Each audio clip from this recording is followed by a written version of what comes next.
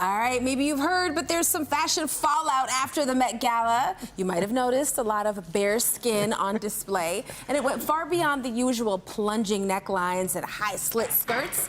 And Local 4 lifestyle editor John Jordan thinks that this week's warmer temps are the perfect reason for us to have a discussion, reasonable adult discussion, about finding a good balance with regard to bearing some skin. Hi, John. Hi. John was like, put some clothes on. He's not playing with you people. I'm just kidding. Let's go. This is a real trend, as you know. The nude dress or nude dressing, it's actually an oxymoron when you break it down. But it's so relevant on red carpets now that the upcoming Cannes Film Festival in France has issued a statement about its dress code. And that would be, for decency reasons, nudity is prohibited on the red carpet, as well as any other area of the festival. So it's official. Like, put some clothes on. We get it. So yeah. So listen, nude dressing, as a phrase itself, is an oxymoron. Like you said, Cannes has made their decision on what they don't want at the festival. So it's a fact, though, that people wear less in the warmer weather, right? Yeah. So I thought this would be a really good week to discuss it because temperatures are getting warmer. And so let's talk about warm weather wardrobe, okay? Because it can be a slippery slope. It can. Let's talk specifically about comfort versus comfort. And what I mean by that is comfort temperature-wise versus comfort modesty-wise. Ah, okay. So you have a list of trends that you want to go through? Yeah, so let's go through trends. And I think the first, obviously, would be shorts, okay? There are lots of ways to wear shorts. Shorts, Bermuda shorts, and everything in between.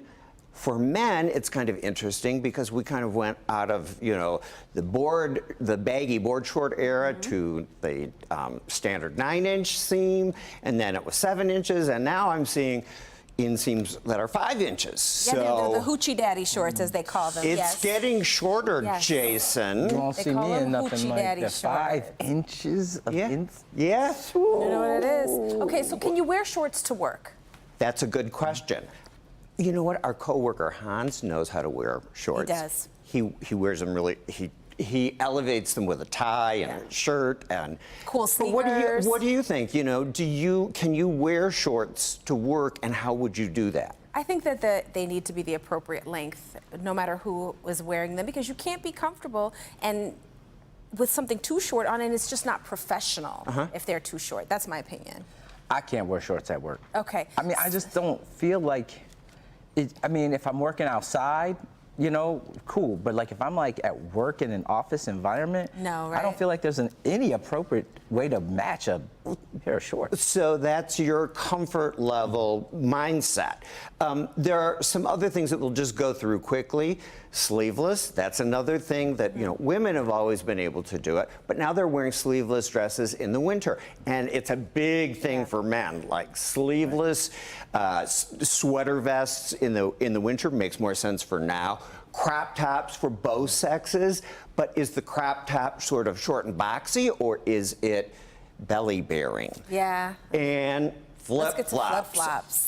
What about flip-flops? Listen, everyone loves a good flip-flop, but I made the big mistake of wearing some flip-flops through a vacation, and my feet were killing me. Okay. So they're not comfortable for long-term wear. So there's a practical health consideration, yes, actually. Absolutely. So what about some alternatives if you're not bold enough to bear it all? Okay, so seersucker is the perfect fabric to wear because it's actually kind of crinkly and bubbly, and it keeps the fabric from clinging to your skin. That's why it's made that way.